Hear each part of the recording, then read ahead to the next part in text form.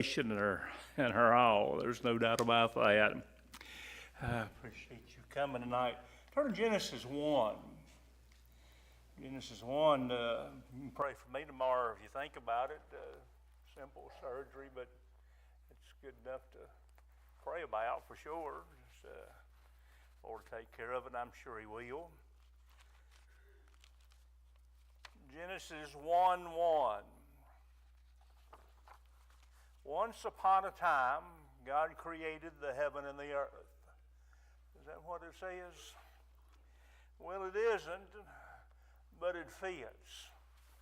I want to try and start a little message, probably a couple of services, about once upon a time. Now let me read it right.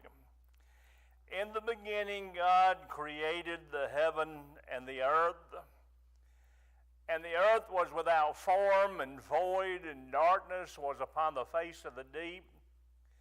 The Spirit of God moved upon the face of the waters, and God said, "Let there be light," and there was light. A lot of times, not just for fairy tales, but fairy tales and short stories and all kinds of programs, you find at the beginning, once upon a time. The idea is this is where it began. Well, look around. Everything you see, from the person beside you, to the trees behind your house, to the depths of the sea, to the highest and furthest star, everything you see and everything you don't see. The oxygen, it's here, but I don't see it. Everything that is. How did it happen? When did it happen? Who caused it? What caused it? Once upon a time. The Bible starts with the book Genesis. That word itself means origin, foundation, beginning point. This is a book of beginnings. It is a book of origins. It is a book that tells us the starting of a lot of different things. But I just want to look tonight at what it says about the fact of everything being here. The once upon a time of creation itself.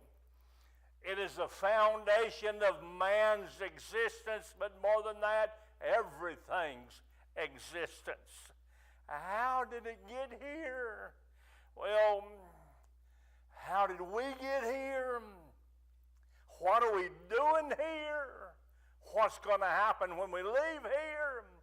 We can find this in the book of Genesis. I want to ask this first question. Where did everything come from? Now, there's two options. You can think about it, study about it, pray about it, dream about it, fantasize about it, dream up things, but there's going to be two options. Number one, God did it, creation, what the Bible says. Number two, evolution, what scientists say happened. You boil it down, that's the only options you have. Now, I'll tell you, scientists today, secular scientists, would love to come up with a third option, because they themselves know that evolution has some big problems. But the other option, God, oh, no way are we going to admit that. Because they realize if God created everything, and I'm a part of everything, that means He is the creator. He made me. I'm responsible to Him. I'm accountable to Him. And an unholy person thinking about being accountable to a holy God, that's not easy to handle. So they would rather believe evolution or anything that somebody might dream up, other than the fact that God created all things. Where did everything come from? Either by God or by chance. By chance. Now, I'm about to read something I do not want to attack, but I want to give a viewpoint of a so-called Christian group. My opinion of them, I will not mention. I'll leave that to you. I just want to mention something that they wrote. Someone wrote in to the Promise Keepers, and they asked, what is your stand or your opinion or your beliefs on evolution? What do you believe about the first 6 chapters of the Bible? And here was their response. Listen closely.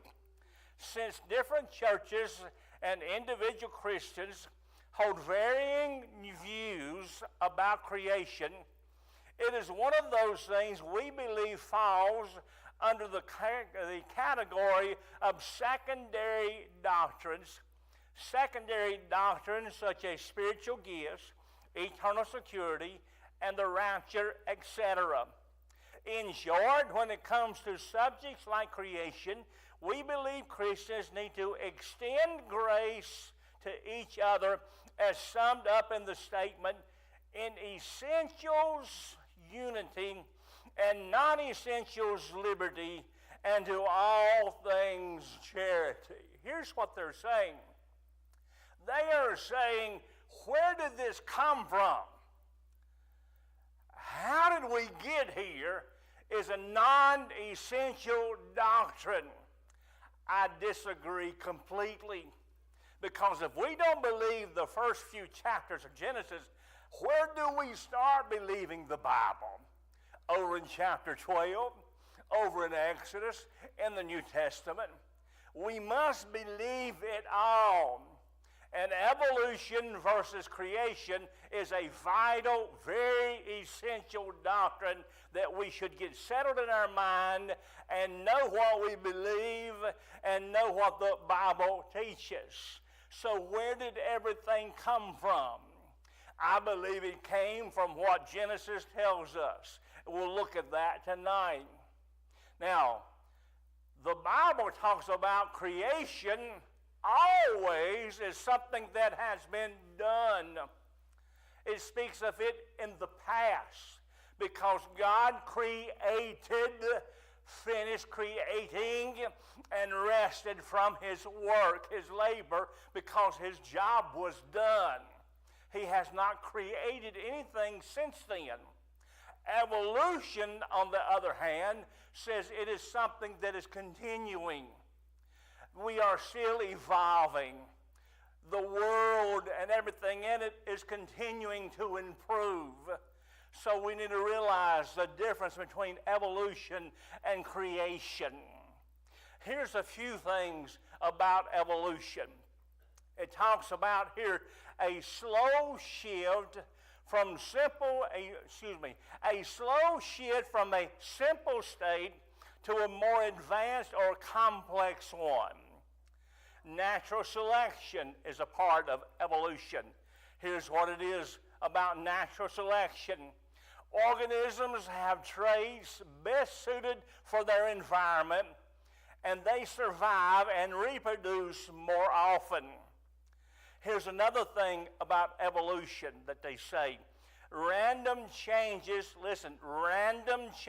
in DNA that produce new traits. Here's my definition of evolution. Dumb stuff randomly by chance becoming smart stuff. That's what they claim. And it's all ridiculous and it's all unbiblical. Evolution, they say, is change and improvement and evolving from one species to another, from a one-cell embryo to a multi-cell, to where all of a sudden, and I shouldn't say it that way, but through the process of a long length of time, it becomes something, it becomes a monkey, it becomes a man. That's what evolution says. But evolution says that all of this is by chance. They use the word chance as though it's some magical formula or magical force that makes things happen. But listen to me. There is no such thing as chance. Chance does not exist. Chance, there is nothing. For instance, I will say tonight, by chance, I came here tonight and I saw you. Chance brought us together. Well, no, it didn't. I was coming here and you was coming here and I saw you when you got here. There was no some mystical force that brought us together. Now, we as Christians know there's a Holy Spirit and there's a God who works in our lives. That's not what I'm talking about. Evolution says it's chance. Over the process of a long time, things improved. That's what they say happened, and that's why they say we're here tonight. But the problem is, we are not evolving, we are devolving. Things in this universe are not improving or growing better. It is proven that things are getting worse. For instance, your body. It is wearing out. It is wearing down. Your vehicle you rode in today, it's wearing out. This building, everything on earth, everything in the universe is not going up, it's going down. It's wearing out. There is no improvement by chance. Sales do not better themselves. It's like a computer. A computer can do great things. It can work tremendous equations and wonderful things. But that computer cannot fix itself when it breaks down. And so it is with the world. Now, there's some healing in the physical body, of course. That's not what I'm talking about. I'm talking about we're on the way down instead of the way up. So in order for there to be improvement, there must be an outside force. The doctor gives you a pill. The doctor tells you something to do, and you do it, and you get better. You put nutrients around the vine, it grows better. You do something, you fix the car. There's an outside force that is done, and when it's applied to the problem hopefully improves. Well, the outside force in this universe is God, because He made all things, and He's keeping all things. Oh, it's wearing down, it's wearing out, but He still, by Him does all things consist. He's still holding it together. Now, the evolutionists refuse to believe in a creator because, again, if the creator created all things, He created them, and they do not want to be accountable to a holy God. So I'll get to this question, to the answer to my question. Where did it come from? Who did it? I mentioned first the possibility, you can strike that out, of evolution. The second thing, God did it. God made all things. You can summarize the work of God in this universe with 5 words. Number 1, creation. He spoke and all things became. He created everything out of nothing. Creation. The second word is conservation. He is right now in the process of making sure all that He created runs right. The sun came up again this morning. The things that's happened in this day that you've lived is because God worked to conserve, to keep going, to hold together. Conservation. Creation, conservation. Number 3, restoration. Because unless you've missed it, The fall of man did a bad deal on this creation. The curse came. Sin came. Death came. None of those things were true before the fall of man. So the fall of man did a bad thing to God's creation. But there's coming a time he's going to come and set up a kingdom. And for the most part, not completely, but for the most part, the curse is going to be reversed. And he's going to restore this earth almost like the Garden of Eden. Restoration, creation, conservation, restoration. Number 4, I think it's in 5, recreation. There's going to come a time where this old creation, this old world, this old universe, he's going to burn it up and going to make a new one. Recreation. So it all boils down to God does it. Nobody can do it. Only he can, because he's the only one that's God, and he did. Now I come to this question. How do I know that? Did I read that this morning in a fairy tale book? Did I watch that on Bugs Bunny? Oh, everything we know about God and everything we know about what God has done is from this book. Nothing outside of this book can tell us anything about God unless it's been found and discovered in the book. In other words, there's a whole lot of books out there about the Bible, but everything they say is about the Bible. It came from the book. And what we know about God and what he has done and what he is doing, we must look to this book to find out. That's how we know. That's how we can know without any shadow of a doubt. Now, here's the deal. Creation or evolution, both take faith. I hope what I've said to you tonight about God and creation, in your mind, if not with your little bit head, you said yes. And I hope you believe it. But if you do believe it, you believe it by faith. Because I got news for you. We weren't any of us there. We weren't there when this creation took place. So we weren't eyewitnesses, but we got somebody here who was eyewitness. His name is God. By faith we believe in creation. By faith we believe in God. By the way, evolution must be believed by faith.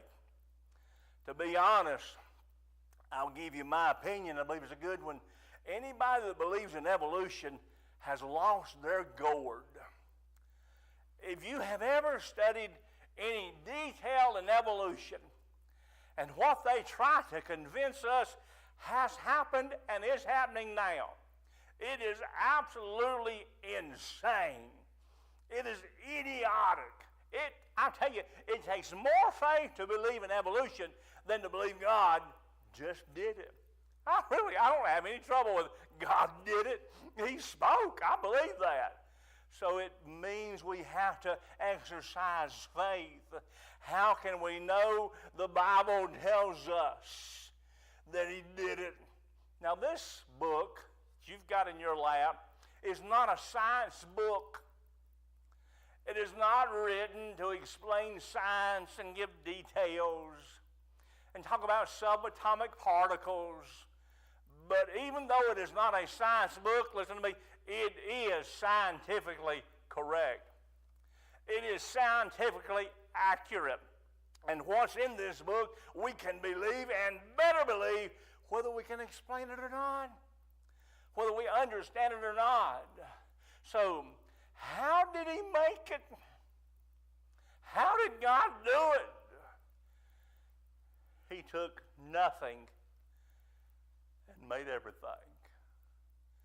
From nothing, from that which was not, he made everything that is. He did not have to take something and restructure it to make something new. Now this pulpit, I can see it.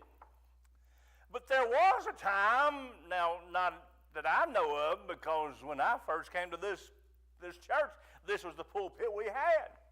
But there was a time that this pulpit did not exist. Not only did I not see it, nobody saw it because it had not yet been made. But had we gone to the right forest and looked at the right tree, we could have seen the tree it came from. For it was made out of a tree. It was made from wood and made into the pulpit. But that's not how God created. He didn't need something to make something. He has the power to make something from nothing. The Bible says, and God said, and it was. Let there be light, and there was light. It says time after time after time in chapter 1, and God said. He spoke it into existence. Hebrews 13:3. Through faith we understand that the worlds were framed by the word of God, so that the things which are seen were not made of things which do appear. He says the things you see, it didn't come from something that was already here that you could have seen. It was made of something that's called nothing.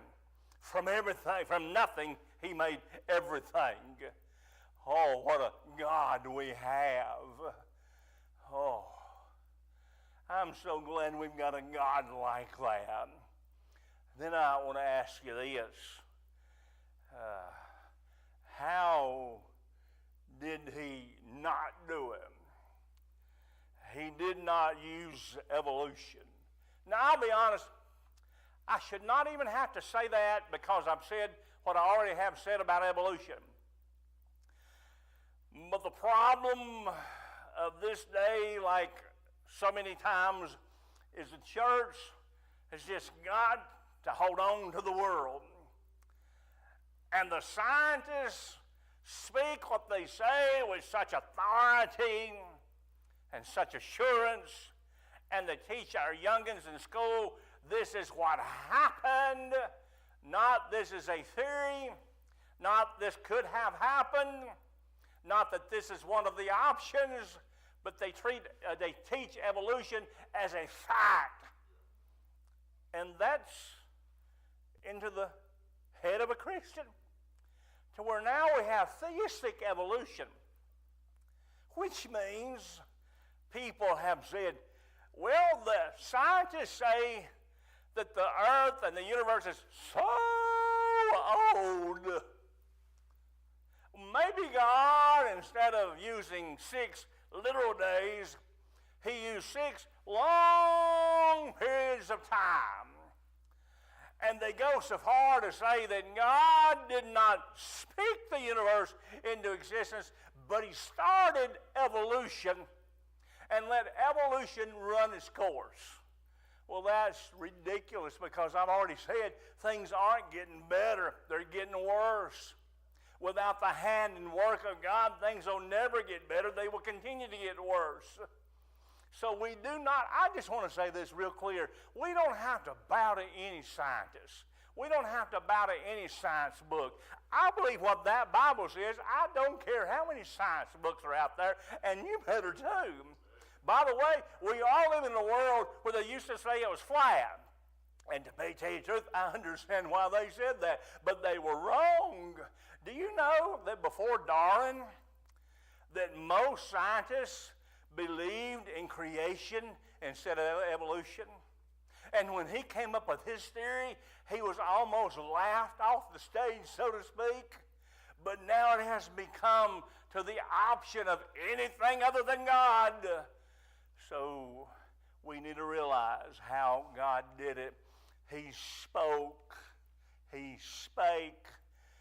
Psalm 33, verse 6, by the word of the Lord were the heavens made, and all the host of them by the breath of his mouth. Psalm 33, 9, he spake and it was done. He commanded it and it stood fast. Psalm 148, 5, he commanded and they were created. He willed it so, expressed it by words, and it became. That's how he did it. Mark 13, 19 such as was not from the beginning of the creation which God created. He spoke, He made it Himself. Matthew 19:4, He which made them at the beginning. Then I want to ask you this, and I got to hurry. When did He do it? I've already mentioned that evolutionists, theistic evolutionists, say that the world is billions of years old. The last that I've read was 4.5 billion, but they can extend that to something like 23 billion. So the answer is they don't know. They don't even have a good guess. But they say, scientists say the world, the universe, is at least 4.5 billion years old. And the reason they do that now is because they found meteorites that have fallen to the earth and they gauged them. Because everything else they've tried has been ruled a fallacy or wrong or in error. So now they're going to outer space. And because of the fossils, you know what a fossil is? A fossil is something that's dead. That's all it is. But a fossil has to be compressed. Excuse me, but if your little dog dies and you bury him out in the backyard, those bones will never become a fossil.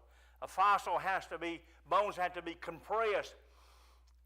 And so scientists say, we have fossils of fish at the Grand Canyon. So that must mean that the Grand Canyon used to be a flowing water and fish were abundant. Oh, but they miss one thing. The flood. Noah's flood. When not only did rain come down, but the bottoms of the deep were broken up. This whole world changed when the flood took place. I've got a diagram somewhere where I'm convinced, I believe it. I remember when we were little, they taught us that the continents, they seemed like they just fit together.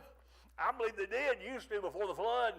And when all the bottoms came up and the rocks from underneath and all the eruptions of volcanoes and all that took place during the flood, this world absolutely came unglued and everything got moved around. And that's why you can have a fossil at the Grand Canyon, a fossil of a fish, because of the flood. Not because it is so old, it used to be a real system of water there. When did He do it? When did He do it? Oh, one more thing. I know I'm looking at the clock. They gauge the age of the universe by looking at the stars, and they say, we know that star, further star we know about is about 12 billion light years away. And they say, well, that means that when that star came into existence, it took 12 billion light years to get to the earth. But I have a question. Could not the God who made that star also have created the light instantly? To where as soon as it came into existence, had you been standing on earth, you could have seen it instantly. You don't have to take 12 billion light years for the light to get here. God made it all instantly. And then let me try and finish. When did He do it? He did it all in 6 days. 6 regular 24-hour period. I won't take time to read it. In chapter 1, it talks about the evening and the morning. There's no evening and morning except evening and morning. Sun goes down, sun comes up. And it says that in chapter 1, verse 5, verse 8, verse 13, verse 19, verse 31, every time it says something about God speaking, it says after He made something that particular day, He says the day, in essence, the day started and the day ended. Hebrews 4:3. The works were finished from the foundation of the world. I got a question, among many questions tonight. God took 6 days. He could have done it in 6 seconds. He could have done it in 1 second. Why didn't he? Well, I believe the answer is in Exodus, where it talks about, God is talking to Israel, and he says, you work 6 days, I want you to rest the 7th day.